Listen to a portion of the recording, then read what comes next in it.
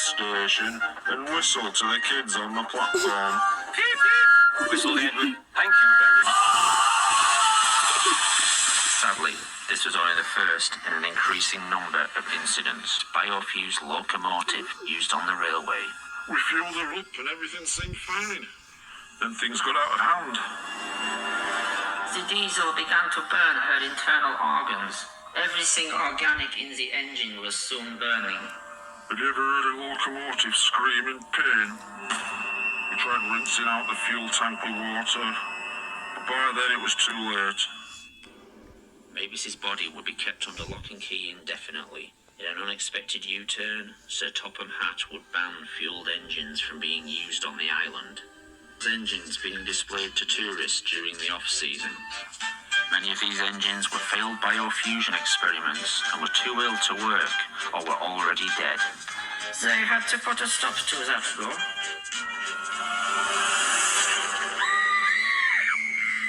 With all accidents happening, everyone started asking the same thing.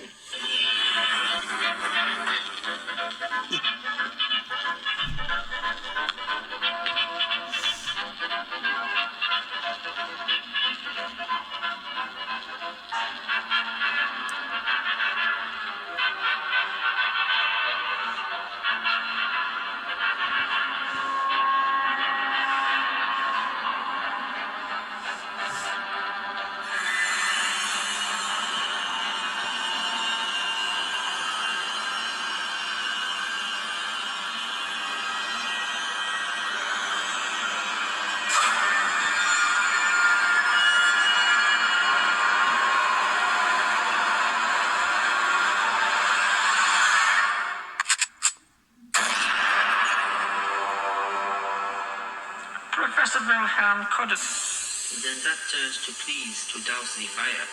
But that fat bastard held us back. He wanted to see what would happen. He argued he had put a lot of work into Gordon, and the chances to get him working were too great an opportunity. He was literally cooking from the inside.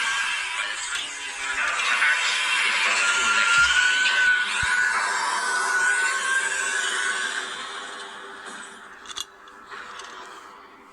I wasn't as near to him as some of them. I thought the risk was worth it. Fueling Harold was a nervous experience. Would he have the same reaction Mavis had? We all breathed a sigh of relief and loaded the injured people aboard. Then it all went wrong.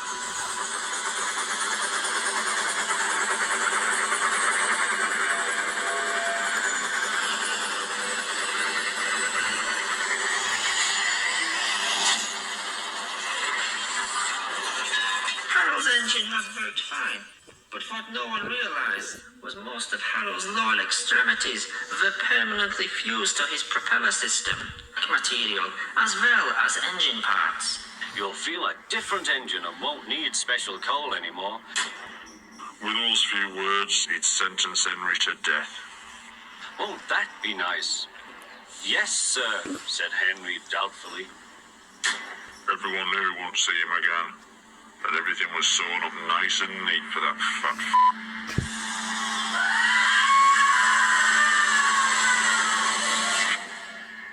Isn't he? Why had the first biofusion operation worked so well, but nearly every operation since had failed?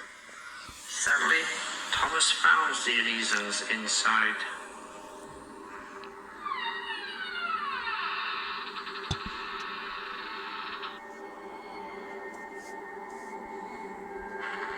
Thomas had never been the first operation. He hadn't even been second.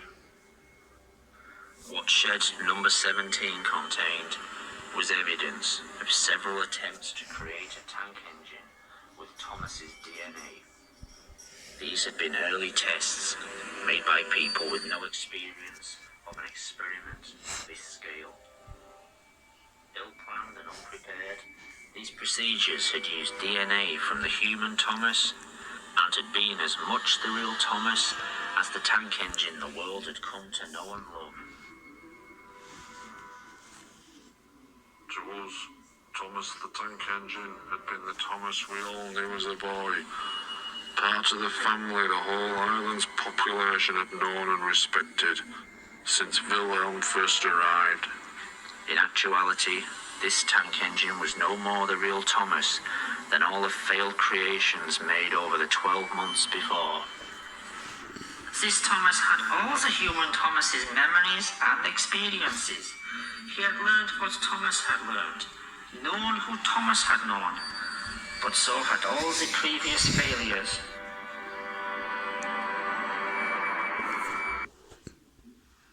Luckily, no one was hurt.